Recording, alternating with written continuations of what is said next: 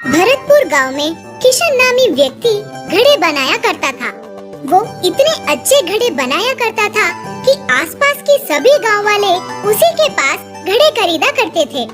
उसके पास जीने के लिए जितना धन चाहिए उतना था।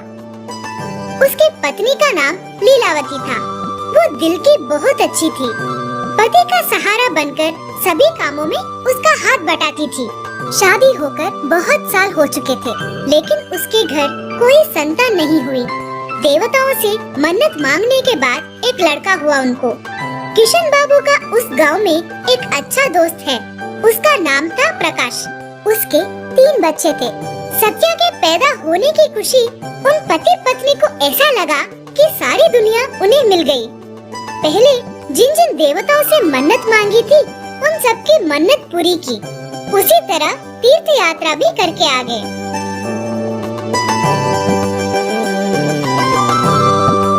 बच्चे को ऐशो आराम से राजकुमार की तरह पालने लगे। अब आगे अपने बेटे का भविष्य के बारे में जानने के लिए एक दिन एक ज्योतिषी को बुलाकर अपने बेटे का जातक दिखाया किशन ने। तब वो ज्योतिष उस बच्चे के जन्म का समय, दिन, नक्षत्र सब देखकर उसके भविष्य के बारे में ऐसा कहा। बेटा, ख्याल रखकर पालना, समझ गए ना? वो याद रखना। उस तरह कहे ज्योतिषी के बातें किशन के दिमाग में नहीं उतरे।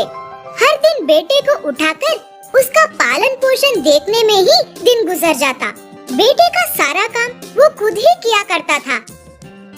लीलावती भी अपने बच्चे को लाड प्यार से ही देख लिया करती। ये मेरा बेटा है, क्या समझी? मेरी जान है, ये मेरा हीरा है। ये बड़ा होकर क्या बनेगा देख लेना।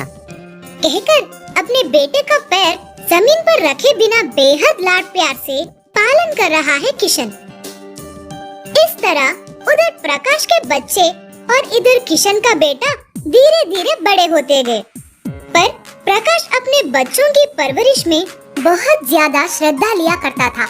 ज्यादा लाडो प्यार किए बिना कब क्या बोलना चाहिए उस तरह बोलकर अपने बच्चों को एक अच्छी तरबियत और अच्छे सिद्धांत पर परवरिश करता था। वो देखकर किशन प्रकाश से इस तरह कहा, दोस्त, बच्चों को इस तरह पाबंदियों से नहीं पालना चाहिए। बच्चों के दिलों को तकलीफ होगी। तुम नहीं जानते दोस्त, माँ बाप के जिद लाडो प्यार से बच्चे बिगड़ जाने का अंदेशा भी है। कुछ डरा धमका के जब जब बोलते रहे तो उन्हें अच्छाई और बुराई का पता चलेगा। हम जो भी करते हैं उनकी भलाई के लिए ही ना। हो सकता है, लेकिन मुझे तुम्हारी तरह बच्चों को झड़कना सजा देना नहीं आता। मेरे बच्चे को मैं लाड प्यार से ही पालूंगा। देखते हैं किसके बच्चे काबिल होते हैं। मैं जो कह रहा हूँ सुनो दोस्त, आज तुम लाड प्यार से अगर बच्चे को सिर पर चढ़ा लोगे तो कल वो तुम्हारी बात नहीं सुनेगा, समझा करो। इस तरह कहने पर प्रकाश की बातें किशन को कड़वी लगी। उसके बावजूद उसकी बातों का कोई असर नहीं हुआ। किशन बढ़ते हुए अपने बेटे को वो जो चाहा चुटकियों में लाकर दिया करता था। अच्छे अच्छे कीमती कपड़े, पंचभक्ष परमान्न से बेटे को ऐशो आराम से राजा की तरह पाल रहा है। मैं इतना धन किसके लिए कमाया? मेरे बेटे के लिए ही ना। इस ऐश्वर्य का भोग उसे पाने दो। दोनों पति पत्नी बेटा ही उनकी दुनिया समझकर जिए जा रहे हैं। इस तरह दिन गुजरते रहने पर बच्चे बड़े होने लगे। प्रकाश अपने तीनों बेटों को पाठशाला में दाखिल किया। किशन भी अपने बेटे को पाठशाला में दाखिल कराना चाहा, लेकिन बेटे ने पाठशाला नहीं जाऊंगा कहकर जिद किया करता था। बेटे की मर्जी को इनकार किए बिना किशन ने ऐसा कहा, मेरे बेटे को पढ़ने के लिए बहुत उम्र बाकी है। आज नहीं तो कल वो पढ़ लिख लेगा। इस तरह बेटे को पीछे डाल लेकर 2 साल तक पाठशाला की सूरत नहीं दिखाई बेटे को। तीसरे साल पाठशाला जाने के लिए कहा तो सत्या ने ऐसा कहा, मैं नहीं जाऊंगा, मैं पढ़ना नहीं चाहता पिताजी। बेटे की जिद को मनाए बिना खुद को मानना पड़ा। एक दिन प्रकाश से मिलकर अपने बेटे के बारे में ऐसा कहा, दोस्त, मेरे बेटे की परिस्थिति मेरी समझ में नहीं आ रही है। वो बहुत जिद्दी हो गया है। ये सब तुम्हारी बदकिस्मती। ज्यादा लाड करने से उसका नतीजा ऐसा ही होता है। बच्चों को कब क्या कहना चाहिए वैसा कहने से ही सुनते हैं। क्या समझ में आया? मेरे बेटे को जरा डांट भी नहीं सकता मैं, तो फिर उस पर हाथ कैसे उठा सकता हूँ? वो मुझसे बिल्कुल नहीं होगा। मुझे जो बोलना था वो मैं बोल दिया, आगे तुम्हारी मर्जी। इस तरह प्रकाश के इतना समझाने के बावजूद किशन के कानों में नहीं उतरी उसकी बातें। फिर वक्त गुजरता गया। जिस बेटे को पाठशाला जाना था, उसके बजाय किशन के लाड़ प्यार के वजह से वो जिद्दी हो गया। वो इतना घमंडी हो गया कि माता पिता की बातों को ठुकराने लगा।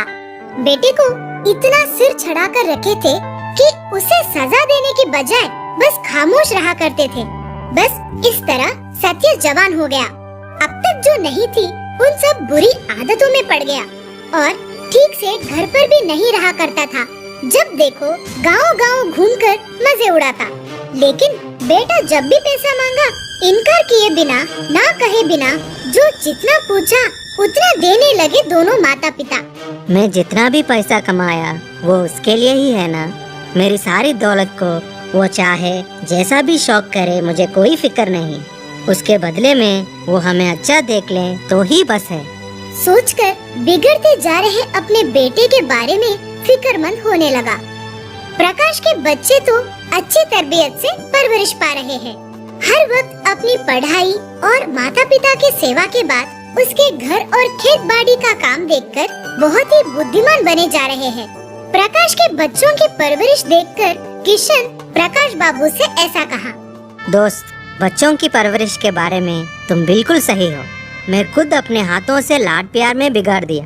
आजादी देकर उसकी जिंदगी बर्बाद कर चुका हूँ। उसका जिम्मेदार भी मैं ही हूँ। मैं ही। हाँ, तुम्हारा अधिक लाड प्यार से ही तुम्हारा घर उजड़ गया। जो बचपन का बिगड़ा हो वो बड़ा होकर भला कैसे सुधरेगा? अपने पुत्र की हीन स्थिति को देखकर किशन और उसकी पत्नी गमज़दा हो गए। सत्य मात्र आधी रात को घूम फिरकर घर आने लगा। ये देखकर बेहद दुखी हुआ करते थे माता पिता। अब तो सत्या माँ बाप की बात बिल्कुल ही नहीं सुनने लगा। बिल्कुल आवारा हो गया।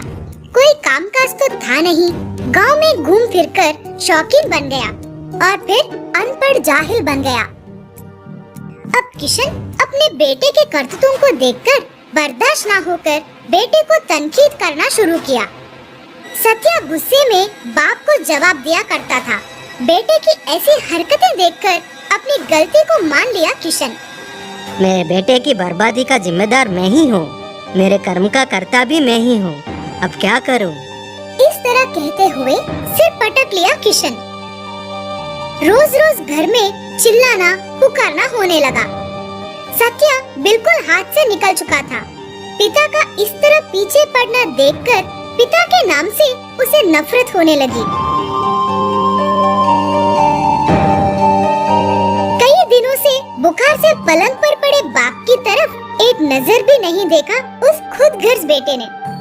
इस तरह जुए में सारी धन दौलत हार चुका सत्या। अब किशन अपने बेटे की दुश्चर्या को देखकर घुटघुटने लगा। बेटे में बदलाव आने के लिए कई देवताओं से प्रार्थना की। इस तरह किशन की सेहत खराब होने लगी। पक्षवात से दोनों पैर गिर गए। तो अपने पति की इस स्थिति को देखकर लीलावती अपने बेटे से ऐसे कहने लगी। सुन बेटे, तुझे जन्म देने के बदले में हमें इस तरह तड़पाएगा। पिता पक्षवात से पलंग पर पड़ा है तो कम से कम एक गिलास पानी तो दिया होता। अब क्या जरा उनका इलाज भी करवाएगा या नहीं? इस तरह कहने पर माँ की बात का असर होकर पिता को बैलगाड़ी में लेकर पास के गांव में रहने वाले एक आयुर्वेदी वैद्य के पास ले जा रहा था। अगर उस गांव को जाना हो तो बीच में एक घने जंगल से गुजरना होगा। रास्ते से गुजरते वक्त एक शेर सामने से आकर उन पर हमला कर दिया। उस घटना से किशन जाकर एक दलदल में गिर गया। सत्या प्राण भय से उधर इधर देख रहा है। बेटे, मुझे बचाओ, मुझे बचाओ, मेरे बच्चे, मुझे बचाओ। बाप रे, डूब रहा हूँ, कहकर जोर जोर से चिल्ला रहा है। सत्या एक रस्सी बाप की तरफ फेंककर ऊपर खींचने लगा। मेरे बच्चे, जल्द तुम यहाँ से चले जाओ, वरना वो शेर तुम्हें खा जाएगा। मेरे खातिर तुम अपनी जान खतरे में मत डालना। चले जाओ बेटा, चले जाओ, चले जाओ। इस तरह पिता के कहने पर सत्या रस्सी फेंककर भाग गया और किशन उस दलदल में डूबकर मर गया। घर पहुंचकर जो हुआ वो माँ से कहा। वो सुनकर माँ सदमे से तीर्थ यात्रा के लिए चले गए। सत्या अकेला पड़ गया। तब वो सोचने लगा, पिताजी मरते मरते भी मेरा भला ही सोचे। मेरे लिए इतना करने के बावजूद मैं उनके लिए कुछ नहीं कर सका। आखिरकार उनकी जान भी नहीं बचा सकने वाला असमर्थ बेटा बनकर रह गया। छी छी, मेरे इस पाप के लिए नसीहत नहीं, मुझे सजा मिलनी चाहिए।